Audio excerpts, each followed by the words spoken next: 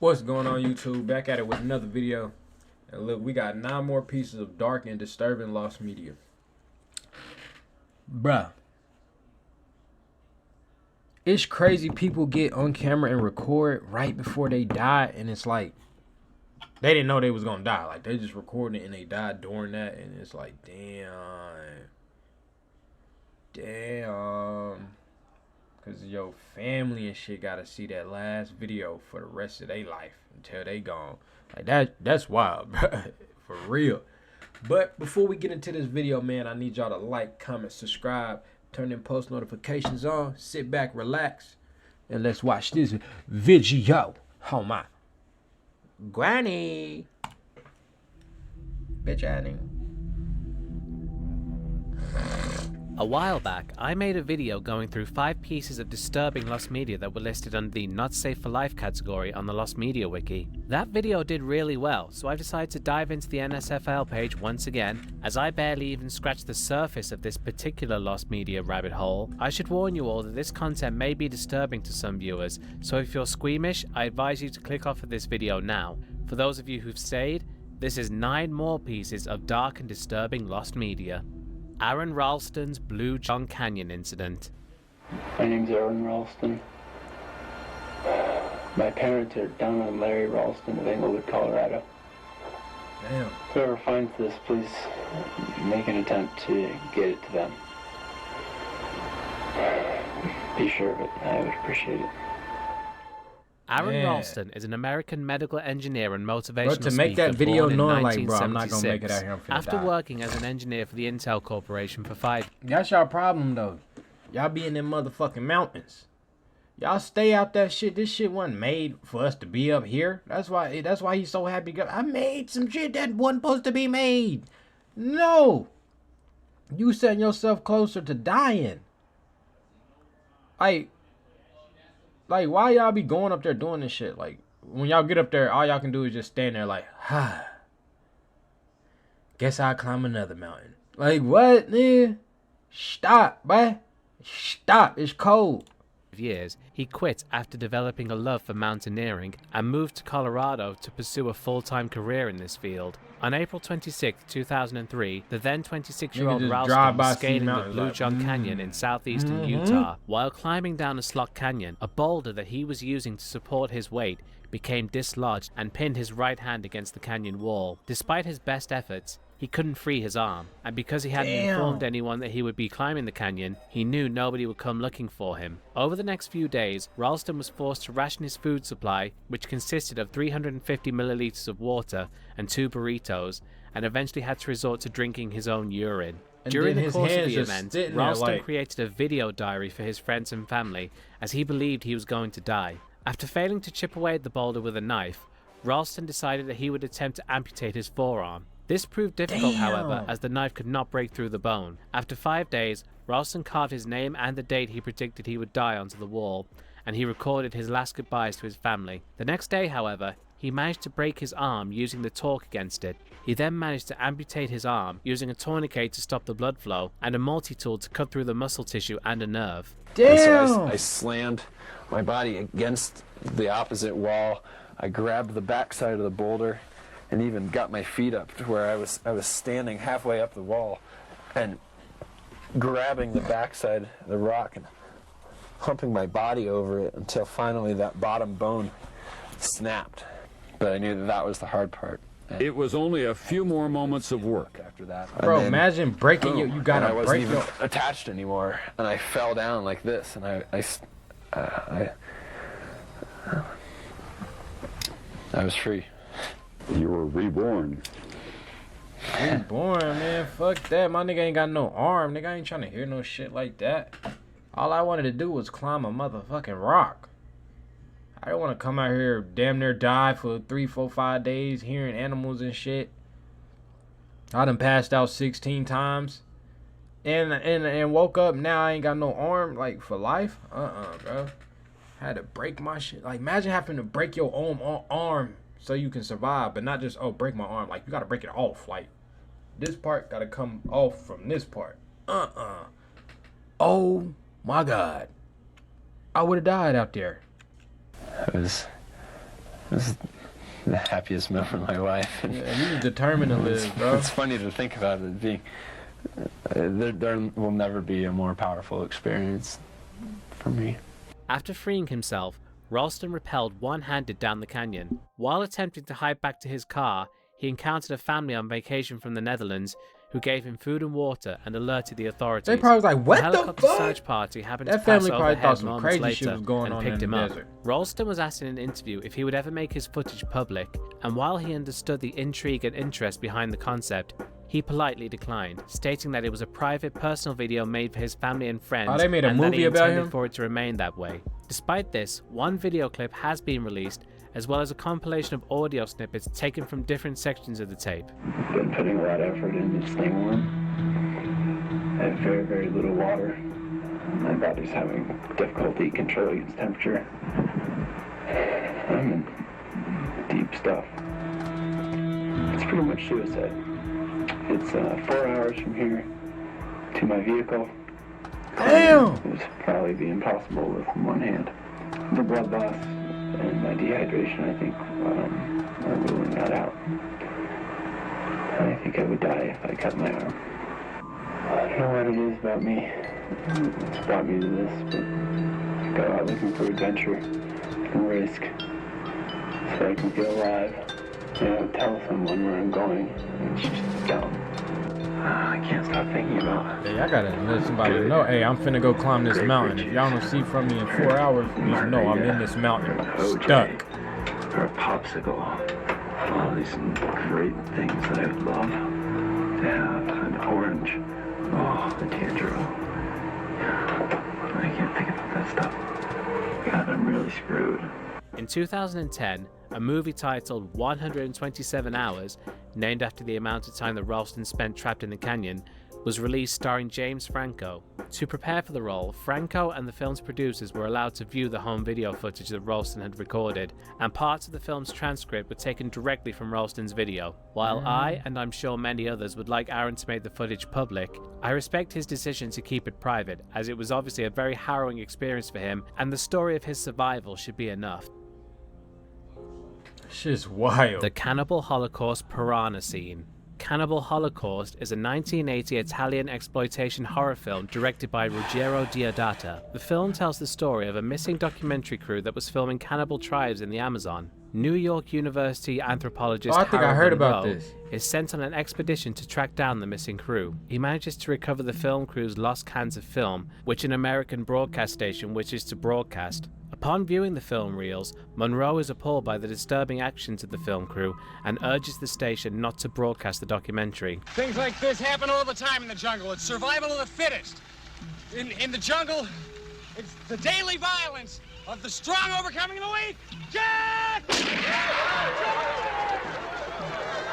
At the time of the film's release, the found footage genre didn't really exist yet, so it was groundbreaking and is believed to have influenced the found footage movies that came years later, most notably the Blair Witch Project. Cannibal Holocaust caused a great deal of controversy, not only due to its graphic violence, but also due to on-screen killings of live animals and snuff film allegations that led to Deodato being charged with murder, until he was able to prove the stars of the movie were indeed alive. The film was banned in Italy, Australia, Norway, and many other countries due to its content, though some bans have since been lifted. Among the many gruesome scenes in the film, another one was scripted that is commonly dubbed the piranha scene. In this scene, a single Shamatari warrior injured in battle was to have his leg amputated by warriors of the Yanomamo tribe. The tribe would then tie the Shamatari warrior to a log and lower him into the piranha-infested waters, slowly being eaten alive by the fearsome fish. Filming for the scene did commence but was never completed due to the piranhas being difficult to control and the film crew's underwater camera was malfunctioning and only production stills exist. It was rumoured that the scene was included in several obscure foreign video releases, but this was proven to be false. The whereabouts of the surviving footage, if any, is unknown. Nigga, them niggas ain't that shit real. They talking about it's unknown. They had to do all this extra just to find this and that. It ain't one movie out here made where you just can't go find who the director is or the footage of it and this and that. You can go to the old files and everything. These niggas went to one of them overseas places and was really killing people on fucking camera. Cause when you go, not overseas, when you go to the islands, you gotta realize they don't got birth certificates, they don't got none of this. They die, they just die. Like, they don't even know about iPhones and shit. And they eat people. Like, they eat everything. So then you gonna go over there and make videos and movies and record and really kill them motherfuckers? Burning them, really putting them in piranha water? If that's real, that shit is crazy, bro. Oh my God. John, I want this material burned. All of it.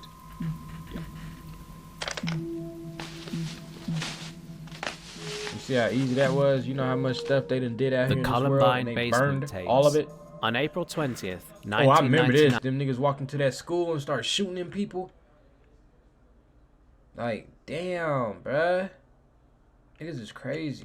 Eric Harris and Dylan Klebold, who were attending Columbine High School, shot and killed 14 students and a teacher before turning the guns on themselves. Shit. Shot and killed 14 students and a teacher before turning 13 students. Ah, damn, Isaiah. Shit, my boy. I ain't gonna say nothing because you're gone, but shit, Kelly. Damn, he ain't got the teacher. He look weird too.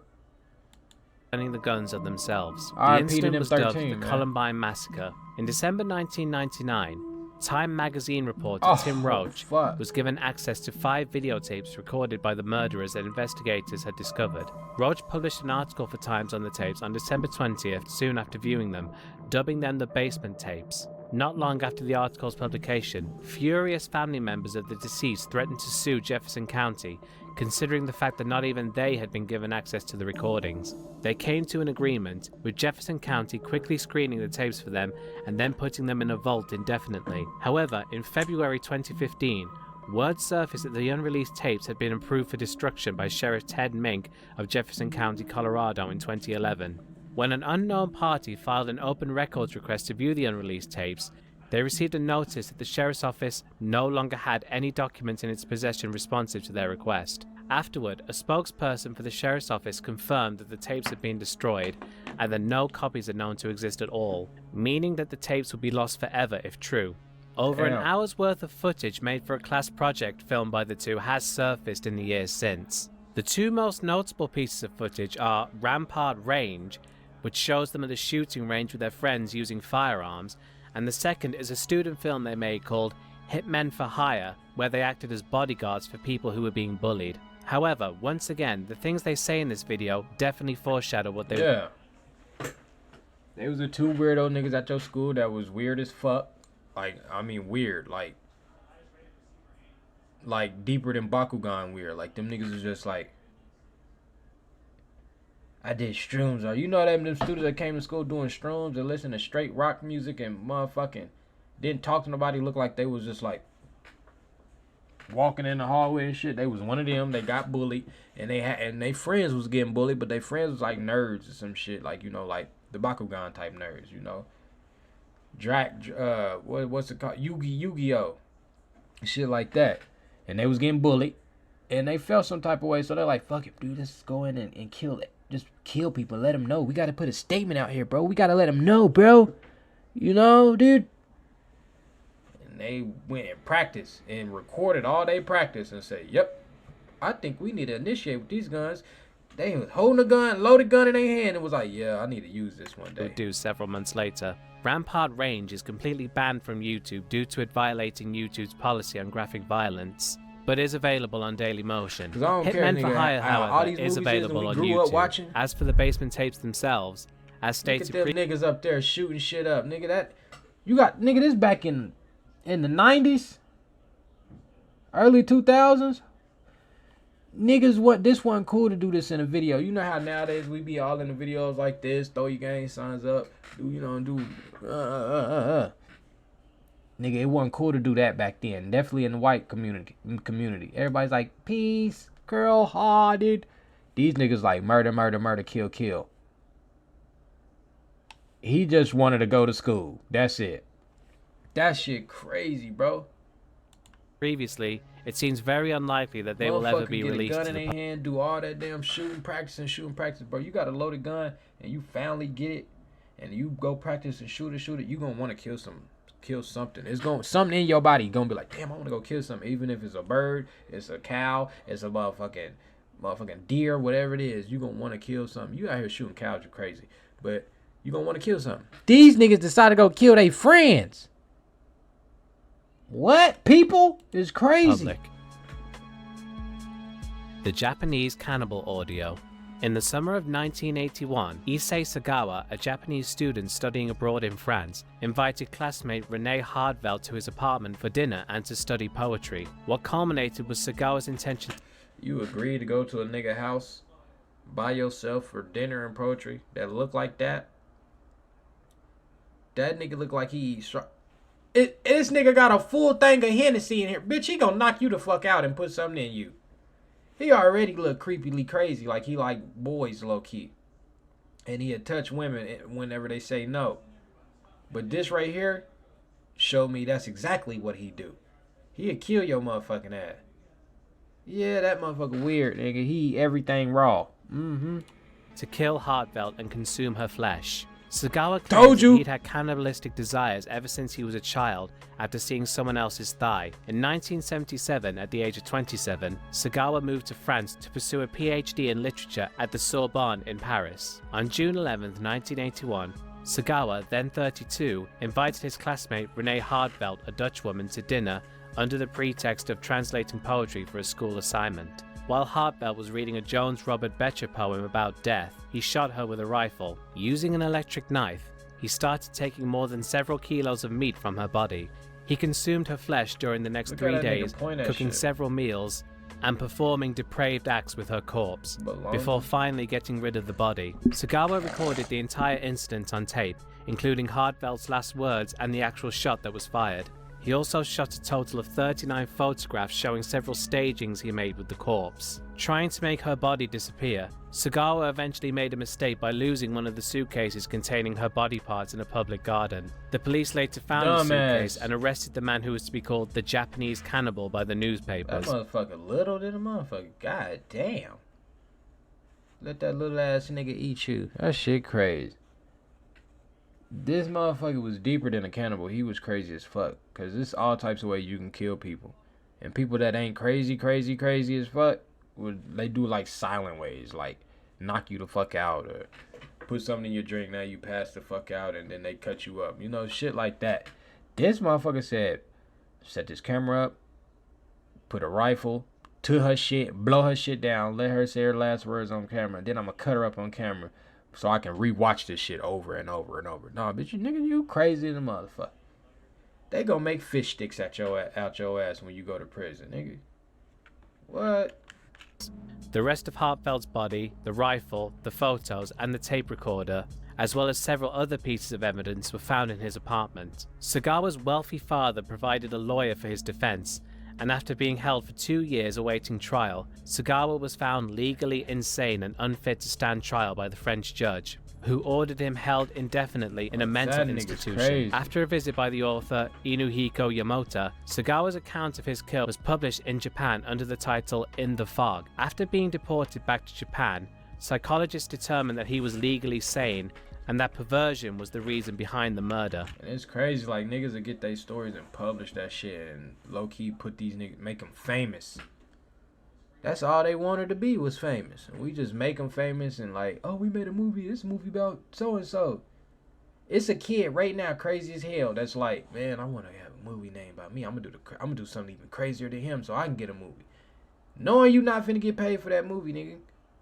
You just want something after, bro, I'm telling you, bro, motherfuckers gotta stop saluting crazy shit. I mean, the movies be good than the motherfucker, I ain't gonna lie, but bro, we don't need them. I ain't gonna lie, we don't need them because these movies is based off real shit. Real people is losing their lives. Fuck them movies, man. Due to the charges against him being dropped in France, the Japanese authorities were unable to sentence him and he's remained free ever since. In the years since the murder, Sagawa has somehow become something of a celebrity in Japan. He's appeared in movies, published books, and has even written restaurant reviews for the magazine Spa. In 2013, he suffered a cerebral infraction which permanently damaged his nervous system. He's since said that he regrets what he did in 1981. The audio of the murder was confiscated by the French authorities. Yeah, God dealt with your ass. Gave your ass a motherfucking stroke and diabetes and all that extra shit. Nigga, you got arthritis where you can't even grab another bitch. You can't do nothing. The world, the devil, because the devil, he owned all this earth shit. He saluted you. Turned you to a celebrity. Got you some more money off killing and eating bitches and shit. But guess what? The devil can't never win, nigga. God gonna take all that shit away from you, nigga, and lock your whole body up. Now you hurting for some years till you die. Big head ass Asian. And to this day has never been released. Images from the crime scene have been released, and after having seen them, I strongly suggest that you don't go looking for them unless you have a very strong stomach, as they are extremely graphic. I'm hella finna go look for them bitches right now. Japanese cannibal. Noah's Ark, the complete cut. Noah's Ark is a 1928 early talkie film based on the famous Bible story. The film is best known for its flood scene, which reportedly drowned 3 actors, critically injured another, and almost claimed the life of a 19-year-old John Wayne, who was cast as an extra in the scene. The actors can clearly be seen struggling to stay alive in the large amount of water used for the scene, and this film is responsible for putting forth stricter safety regulations on stunt scenes. In the footage you're seeing here, these people are not acting, they are legitimately frightened for their lives. When the film premiered in New York, it was 135 minutes in length. The film received harsh criticism for its poor sound quality and the aforementioned flood scene. For the wide release version, was really 35 minutes were cut to correct those criticisms.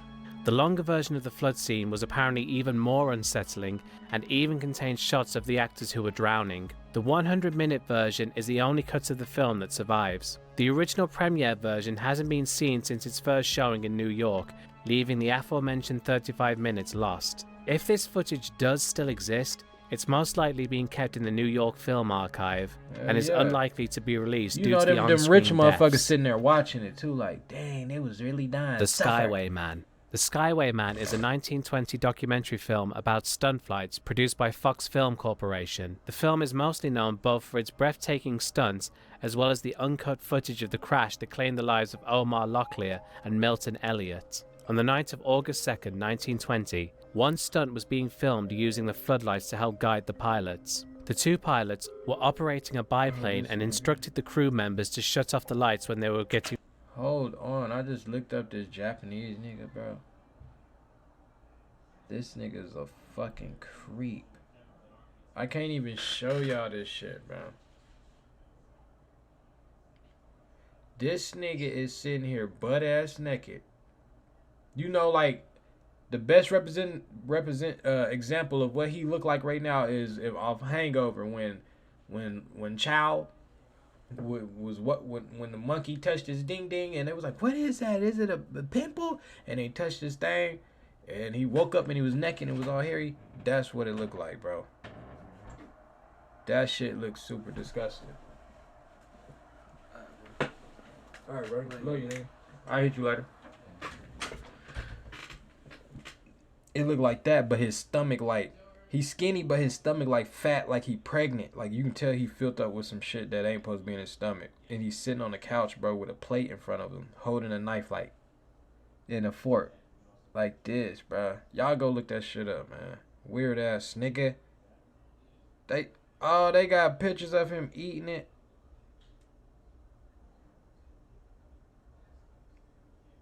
Yeah, this nigga need to be... Oh, my God, bro. That's nasty. That nigga need to be dealt with. Ready to get close to the ground.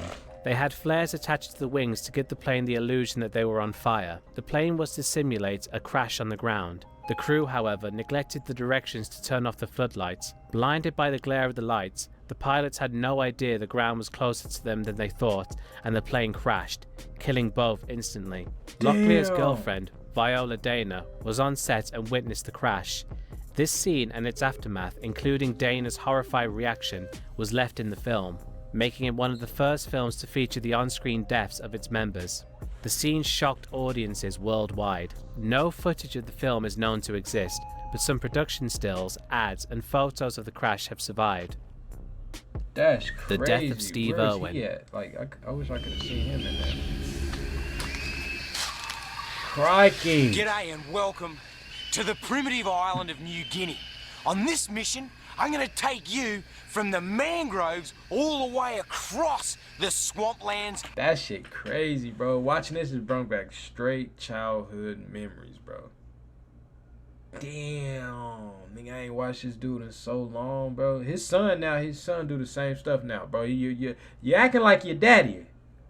You're making me proud, boy. You that boy just like his daddy, boy. But he do his shit on Instagram and shit. Go look him up. His son do the same thing, just like him. But it's not him though, man. Damn. Up a river, into the rainforest, and right up into the mysterious jungles in the clouds. If you grew up in the 90s and early 2000s, it's likely you know who Steve Irwin is. Steve Irwin is of course better known as the Crocodile Hunter, thanks to his documentary series of the same name, which ran from 1996 to 2007 and achieved worldwide acclaim, mostly due to Irwin's daredevil presenting style, whereby he'd put himself into incredibly risky situations to capture footage of numerous dangerous animals. If I can get it on the ground, on the flat level ground, I've got a good chance. Yeah, White boy. It means business. Snake is aggressive. Its mouth's open. This must be pretty typical for the Egyptian cobra. You're all right, mate. You're all right. You're all right, buddy. You're all right. You're okay. Settle down.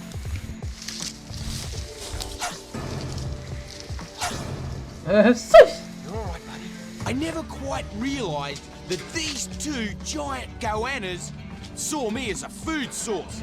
And as I approached, unknowingly, they just struck straight at me, going for my calf muscles, trying to pull them out. My Their calf teeth are like muscles. razors.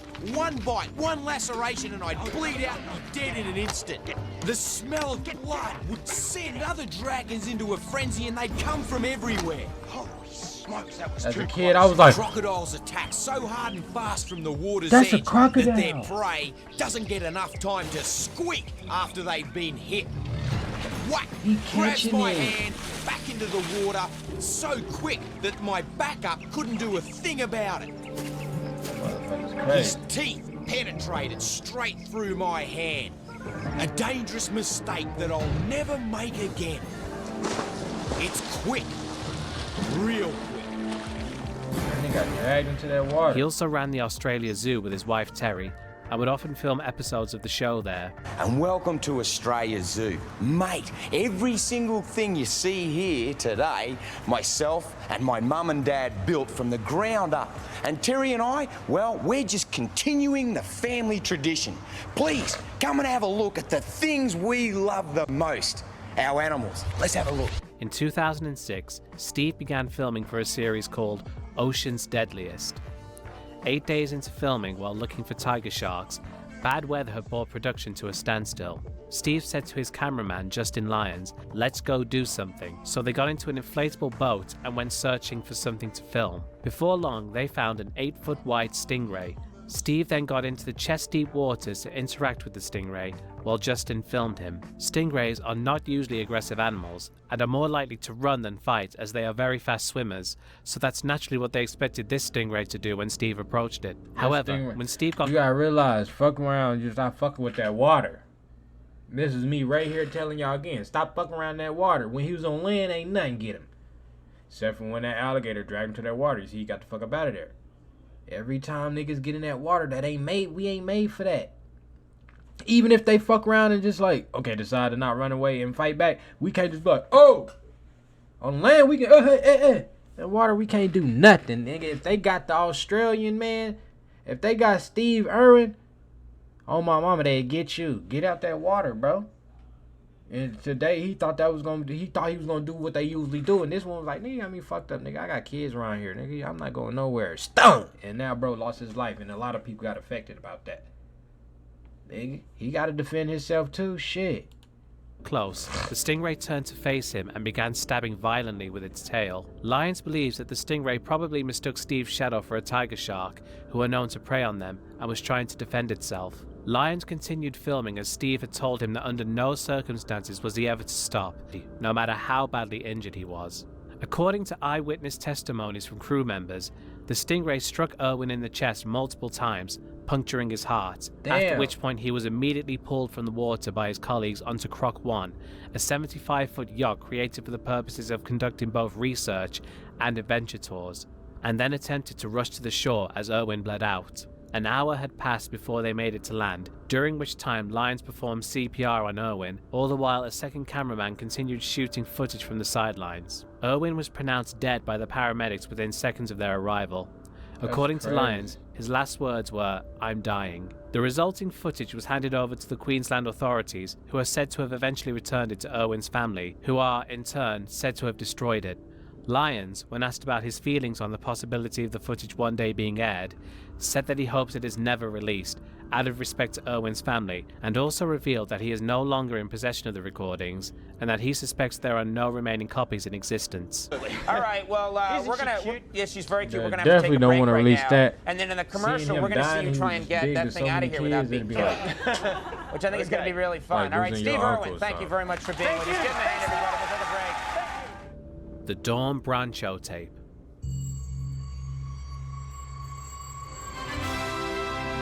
SeaWorld, that shit was lit when I was a kid. On my mama, I was like, damn, these niggas got Shamu in here. Gosh, do I For love real, coming out he here every real. day and having the audience just love what we're doing with the animals. How do I make this animal as beautiful as they are and have people walk away loving this animal and they're touched and they're moved and I feel like I made a difference to them. That's some scary shit, bro. Dawn Brancheau was a trainer at SeaWorld in Orlando, Florida, where she worked for 15 years training orcas, also known as killer whales. She was known to film every performance she did with the orcas so that she could see what she needed to improve on. She became very popular at SeaWorld thanks to the Shamu show and became the theme park's poster girl. On February 24, 2010, Brancheau performed a Dine with Shamu show with Tilikum, the largest orca at SeaWorld Orlando. As part of the end show routine, she was at the edge of the pool, rubbing Tilikum's head. She was lying with her face next to Tilikum's on a side out, which is a platform submerged about a foot into water. Suddenly, Dawn was grabbed by the arm by Tilikum and dragged under the water. Then she walked around the perimeter of G-Pool. He followed her.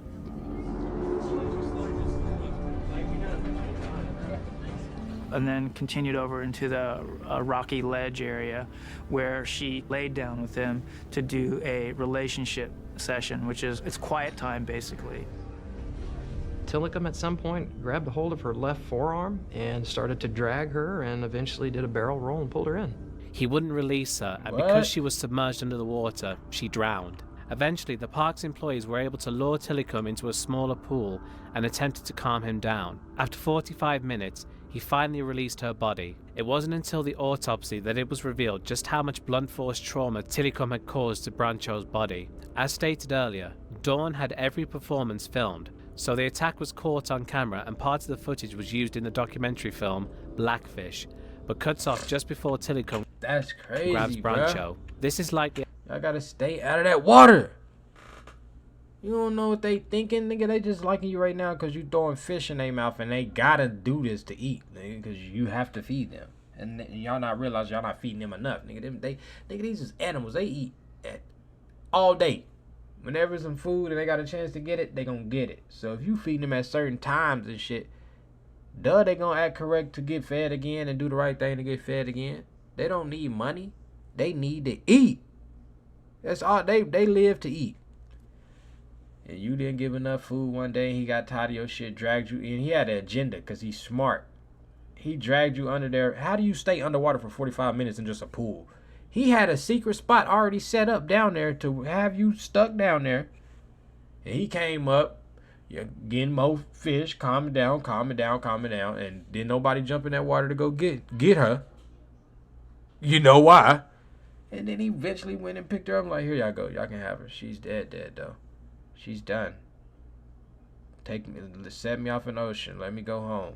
Yeah, this motherfucker's crazy. Out of respect for her and her family, or because SeaWorld forbade the footage to be shown publicly. Dawn was the third person to be killed by Tilikum. His second victim, a drifter named Daniel P. Dukes, also had his attack caught on film, but this footage has never been seen and may have been destroyed. Blackfish shows other trainers being attacked by orcas, and SeaWorld's excuse for each of them was to claim it was a trainer's mistake. They also said the same of Dawn's death, meaning they tried to make it out that her death was her own fault, claiming that Tilikum grabbed her by the ponytail and that wouldn't have happened if she tied her hair back. The new plan is that he grabbed her ponytail. No, this is a subtle way of placing the blame on Dawn's shoulders. Yeah, she shouldn't have had a long ponytail, or down. if she did have that ponytail, it should have been up in a bun. Dawn, if she was standing here with me right now, would tell you that that was her mistake. How dare you? How disrespectful for you to blame her when she's not even alive to defend herself. There are photographs of plenty of other trainers doing exactly the same thing that she was doing. So, so I knew that SeaWorld was lying about the fact that this was her fault. The ponytail, in all likelihood, is just a tail. Dawn's death and Blackfish caused huge amounts of But controversy at the and end of the criticism day, y'all for ain't learned SeaWorld, y'all lesson by the second death. Like, the nigga did it again, and y'all ain't gonna be like, he didn't just attack again. This nigga killed again. And that didn't, like, spark y'all mind to be like, yeah, we need to get rid of this one. Or need to just stop doing it. I'm not signing up for no shit like this. Then he did it again and again. And y'all still... Many people saying that the orcas should not be held in captivity and that Tilikum should be set free so that he never killed anyone again. Yeah. After the incident, a new rule was Let that nigga introduced go that out there with the prohibited big dogs trainers from that's getting been into the water surviving, with the see if he orcas survived. and always had a barrier between them. Tilikum actually continued appearing in performances until his death from a bacterial infection in 2017 at the age of 35. The Timothy Treadwell tape. If I show weakness, if I retreat, I may be hurt, I may be killed. I must hold my own if I'm going to stay within this land. For once there is weakness, they will exploit it, they will take me out, they will decapitate me, they will chop me into bits and pieces. I'm dead. Timothy William Dexter, better known by his nickname Timothy Treadwell, was an American environmentalist, documentary maker, and, most importantly, a bear enthusiast. Treadwell was known for spending long periods of time in Halo Bay on the Katmai coast in Alaska, where he'd observed grizzly bears. He was known for getting extremely close to the bears he observed, sometimes even touching them and playing with bear cubs. He would often name the bears he met and was said to develop long-standing relationships with them. I want to introduce you to one of the key role players in this year's expedition. The bear's name is the Grinch. The Grinch has come on to be one of the more frequent bears here in the grizzly maze. The Grinch is a female of about 5 years of age. Oh, hi, Grinch. Hi. And she has kind of an aggressive attitude. Hi. If I turn around too much, she'll bite me. It's okay. Hi, how are you? Between 1990 if I turn around too much, she'll bite me, and this nigga gonna turn around again. Hi, how are you? Hi. This nigga scared than the motherfucker, trying to look like he not for the camera. Hi. And she has aggressive bites, so if I look any nervous, it's because of, yeah. Hi, how are you? If I turn around too much, she'll bite me. Watch. Hi. This nigga's stupid. Duh, that he was gonna attack your ass one day, nigga. This does not surprise me at all. Whatever happened, He'd become really notable happened. enough that he'd been traveling around the USA teaching children about bears, and had even appeared on the Discovery Channel and The Late Show with David Letterman. Now, when you're with these grizzly bears, you're surrounded by them. They're very close to you. Is that how you live with them? Yes, I always give them respect and lots of room because, you know, a grizzly's the boss out there. But you interact with them? It's important that every bear knows who I am and that I fit on their hierarchy if I'm to survive. Is it going to happen that one day we read a news article about you being eaten by one of these bears? No. In October 2003, Treadwell and his girlfriend, Amy Huguenard, who unlike Treadwell actually feared bears, were in Katmai National Park to study them. They were there later than usual, and at the time, the bears were filling up on food for hibernation. Food was scarce that year due to a series of droughts, which made them unusually aggressive. On October 5th, Treadwell informed an associate via a satellite phone call that they were having no problems with any of the bears in the area. Oh, I must hide from the authorities. I must hide from people who would harm me. I must now even hide from people that seek me out because I've made some sort of, I don't want to say celebrity, but they come here to Alaska and they hear about Treadwell in the bush and they want to go find him. But they can't. I'm hidden down below. No one knows where I am. Even I don't even know where I am. The next day, Willie Fulton, a Kodiak air taxi pilot, arrived at Treadwell and Huguenard's campsite to pick them up, but found the area abandoned, except for a bear, and contacted the local park rangers. After a quick investigation, their remains were found. Park rangers shot the bear and, upon dissecting it, discovered human body parts in its stomach. A video camera was found at the site, which contained a 6-minute-long recording consisting only of audio due to the lens cap not being removed while the camera was on. The audio on the tape consisted of Treadwell and Huguenot screaming as they were attacked by the bear. The tape later found its way into the hands of Treadwell's ex-girlfriend, Jule Palovac. In 2005, German filmmaker Werner Herzog created a documentary called Grizzly Man, where he covered Treadwell's work in Alaska. In it, he met Palovac and was granted access to listen to the tape. While we can't hear any of it, we do see Herzog's reaction. Can you turn it off? After listening to it, he tells Palovac that she should destroy the tape. Julie, you must never listen to this. I know, Werner. I'm never going to. Oh my And God. you must never look at the photos that I've seen at the coroner's office. I think you should not keep it. You should destroy it. Yeah. I think that's what you should do. Okay. Because it will be the white elephant in your room all your life. She ultimately chose not to destroy it, but has stored it in a safe deposit box and claims to have never listened to it. As with the rest of the entries on this list, it seemed unlikely. Get that bitch put in one of them boxes, clock, dig a deep hole and bury that motherfucker. Whoever found it after then, you found it, you know what it is, you know what it's for, blah, blah, blah, make a movie, make your money. But now, not at all. Not doing it. Delete. This will ever be made public. Well, let me tell you, ladies and gentlemen, there is no other place in the world that is more dangerous, more exciting than the Grizzly Maze. Come here and camp here. Come here and try to do what I do. You will die. You will die here. You will frickin' die here. They will get you. I found a way. I found a way to survive with them. And there we have it, folks. That's 9 more pieces of disturbing lost media. I was finally able to include the Columbine basement tapes, which I had originally intended on putting in my last video. Key thing that I didn't even need to learn about this video that y'all should learn. Stay out that motherfucking water fucking with them animals.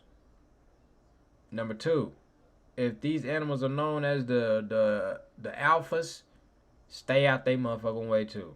Simple as that. They a lion, stay away. They a tiger, stay out their way. They a bear, stay out their way. On my mama. If they alpha, get out their way. Because if you was an alpha, you wouldn't want nobody in your way in your household, let alone on your block. Think about that.